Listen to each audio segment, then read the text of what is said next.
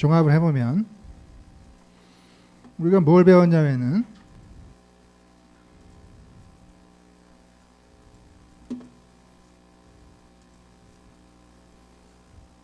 사실 이 표를 배운 거죠. 그래서 한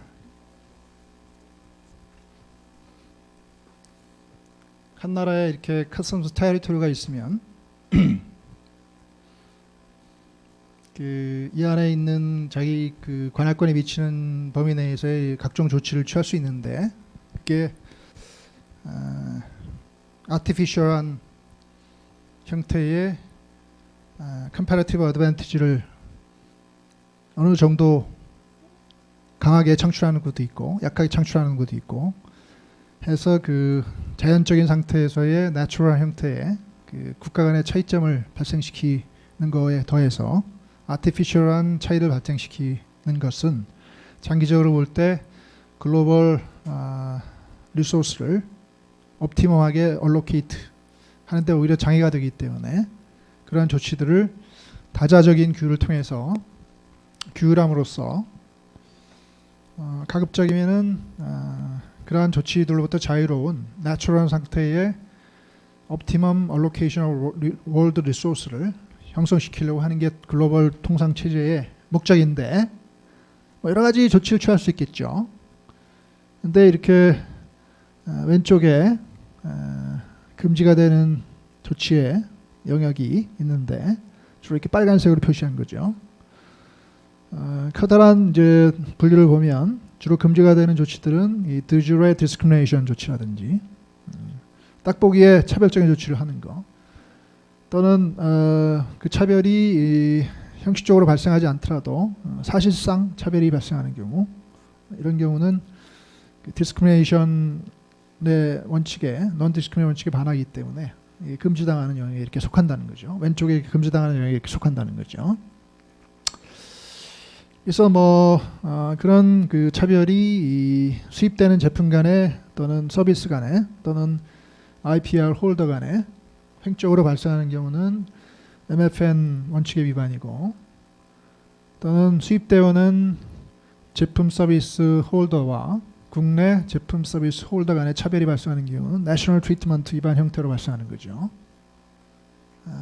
또는 서비스 차원에서 보면 어떤 그 서비스 프로바이더의 총 거래액 수나 고용 인수나 또는 법적 설립 형태나 뭐 이런 거를 제한하게 되면 마켓 액세스 제한에 해당되기 때문에 또 위반이 발생하고 또 개트 11조에 보면 수입품에 대한 국경에서의 어떤 수량 제한은 또 위반이 발생하기 때문에 차별 형태로도 발생할 수 있고 어떤 수량적인 제한 형태로도 위반이 발생할 수 있는 거죠. 물론 그런 전통적인 의미의 어떤 오픈 마켓 프린시플과 또 비차별 대우 의무에 더해서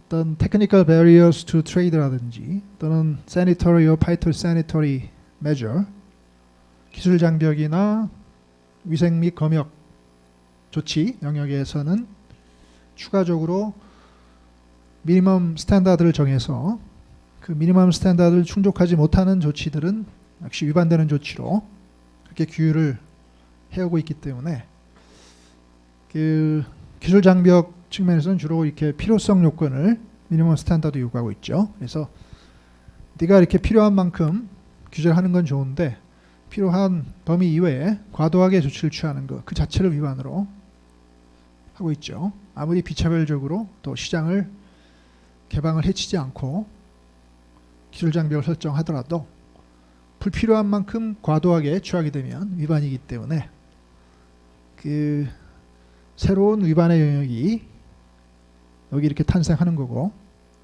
그 미니멈 스탠다드는 우리가 네세시티라고 부를 수 있는 거고 위생 및 검역 측면에서는 어떤 사이언스라는 게 또 들어가서 과학적인 근거 없이 어떤 위생 조치를 취한다든지 이런 것 자체를 미니멈 스탠다드 위반으로 보기 때문에 사이언스라는 미니멈 스탠다드를 또 요구하고 있고요. 그죠? 국제 기준이 있는 경우는 국제 기준을 conform 하는 조치를 취하거나 아니면 베이스 하는 조치를 취해야 되기 때문에 국제 기준이라는 걸 또 미니멈 스탠더드로 요구하고 있죠. 그런 걸 위반하면 다 위반이에요. 그러니까 이 빨간색으로 표시한 이 위반의 경우가 점점 늘어나는 거죠. 이 TBT나 SPS 영역 내에서는. 그리고 지금 배운 그 교육 관련 지식재산권 측면에서는 뭐 카피라이트나 뭐 트레이드 마크나 여기 좀 표시가 되도 말았네. 뭐 지오그래피컬 인디케이션이나 또는 그 각종 지식재산권의 enforcement 시스템이나 이런 데에서 미니멈 스탠더드를 정해서 그죠? 각 지재권별로 일정한 기간 보호해라. 일정한 요건이 있으면 그걸 보호해줘라. 어떤 식으로 보호해야 되냐면 민형사 행정 조치를 통해서 가보전 조치를 통해서 보호를 해라. 그렇게 스탠다드를 설정하고 있기 때문에 또 하나의 이 빨간색으로 표시된 미니멈 스탠다드가 이 지식재산권 관련 교육 측면에서 이렇게 설정이 되고 있고 그리고 이 페어 트레이드 프린시플이라는 것이 또 하나 이렇게 존재해서 뭐 덤핑이나 그 보조금 지불 행위를 unfair trade practices로 규정을 하고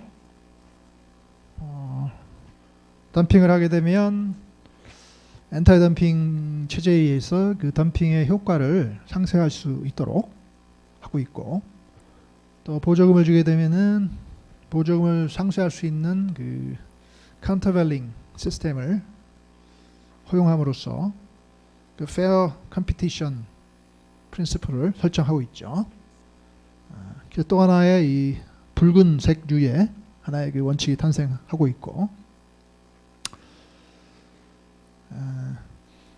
그래서 이 결국은 또 하나 이제 이 de facto discrimination이라는 이 범위를 최근에 뭐 전통적인 그 WTO의 판례에 의하면은 어떤 그 현재 존재하는 제품 간의 어떤 동종성이나 대체 가능성 이런 것만 보지 않고 포텐셜 컴피티션까지 보면서 뭐 지금은 like product 관계가 없더라도 또는 directly competitive product 관계가 없더라도 뭐 앞으로 그럴 그 포텐셜이 있다든지 뭐 그런 경우도 같이 like product 관계라고 보고 또는 directly competitive substitute product 관계라고 해석함으로써 현재의 그 대체 관계에 있는 제품 간의 차별도 금지하고 지금은 대체 관계 없더라도 포텐셜한 측면에서 대체 관계가 있는 것도 차별하는 걸 금지함으로써 좀 이 de facto discrimination 영역을 좀 이렇게 넓히려고 하는 경향이 있고 그 대표적인 케이스가 한국 소주 케이스라고 있죠. 지금 뭐 소주와 위스키가 지금은 그 당시에 한국 사회에서는 그렇게 대체적으로 소비되지 않더라도 일본 시장이나 이런 걸 보면은 이미 같이 이렇게 믹스해서 마시고 뭐 이런 걸 보면 한국도 그렇게 될 수 있다.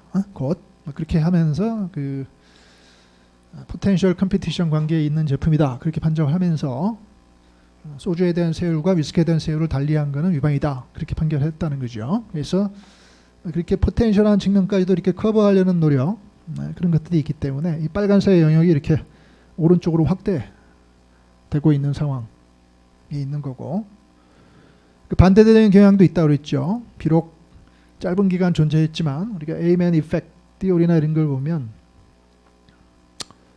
뭐 그 like product 관계에 있는지 directly competitive social product 관계에 있는지를 그렇게 보면 안 되고 또 정부가 이렇게 어떤 조치를 취했는데 그 조치를 취한 그 목적이 정당한 목적이냐 부당한 목적이냐를 먼저 보고 정당한 목적이라면 정당한 목적에 입각해서 볼 때 제품 간에 like product 관계가 있느냐 대체 가능성이 있느냐 그걸 판결해야지 객관적으로 대체 관계가 있는지 like product 관계는 그게 뭐가 중요하냐 이게요. 그래서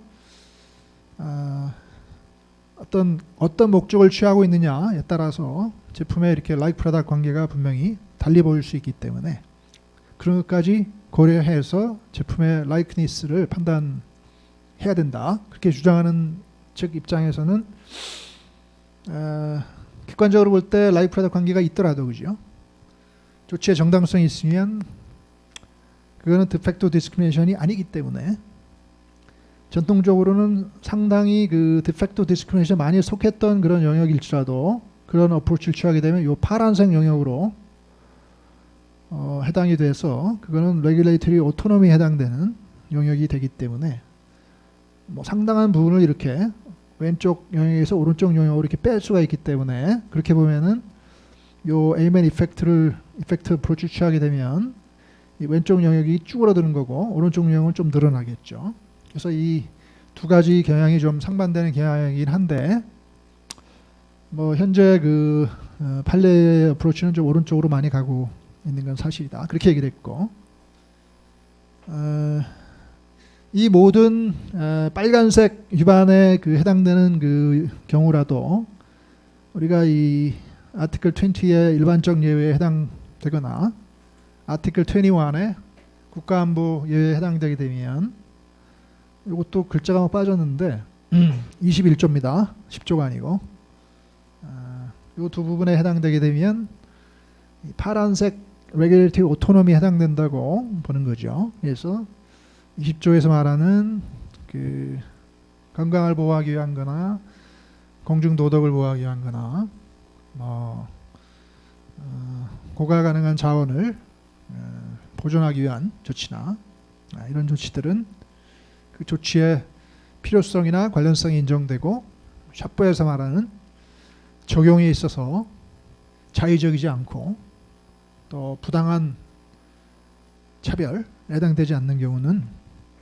regulatory autonomy에 해당되기 때문에 그 어떠한 빨간색 조치라도 그런 요건에 해당되면 그게 이렇게 국경 조치건 국내 조치건 상관없이 일반적으로 예외가 되기 때문에 파란색 영역이 이렇게 설정이 되어 있고요. 이 파란색 영역의 그 범위가 해석에 따라서는 넓게 볼 수도 있고 좁게 볼 수도 있고, 자, 과연 그 조치의 필요성이라든가 이런 게 weighing and balancing 어프로치를 취한다든지 또는 대안과의 비교 요건을 좀 플렉서블하게 해석한다든지 이렇게 되면은 좀 더 20조의 그 일반적 예외 요건을 충족하는 게 좀 더 쉬울 수가 있기 때문에 또 샤포의 해석 이런 게 좀 더 플렉서블해지면 그걸 좀 더 넓게 해석하느냐 좁게 해석하느냐에 따라서 이 파란색에 해당되는 레귤레이티브 오토노미의 범위가 넓어질 수도 있고 좁아질 수도 있고 또 21조에 해당되는 또 하나의 그 예외가 있어서 국가안보 예외가 있다는 거죠. 국가안보 예외 조항은 그 샤포 조건이 없기 때문에 그 밑에 있는 그 여러 그 서패러그래프의 해석에 의해서만 결정이 되는데 거기 특히 중요한 그 말이 other emergency라고 했죠. 그래서 other emergency의 범위를 넓게 해석하면 저 파란색 영역이 넓어지는 거고 좁게 해석하면 파란색 영역이 좁아지는 거고 그 조치를 취한 나라가 자체적으로 그 other emergency에 해당되는지 국가안보 필요가 있는지를 자체적으로 판단할 수 있다고 그렇게 해석하게 되면 파란색 영역이 넓어지는 거고 객관적으로 그걸 봐야지 네가 주관적으로 보면 안 된다. 그렇게 해석하면 파란색 영역이 좀 좁아지는 거고 근데 판례의 입장은 자체적으로 해석할 수 있다. 그렇게 보기 때문에 국가안보를 이렇게 원용하는 나라가 자체적으로 판단할 때 내셔널 시큐리티 위험이 있는지 여부를 판단할 수 있다. 그렇게 보고 있기 때문에 21조의 범위는 상당히 넓게 형성이 되고 있고 그 약한 고리를 치고 나온 게 미스터 트럼프다. 그런 얘기를 했어요. 그래서 이런 그 전체 그 틀 속에서 국제 통상법을 바라볼 수 있고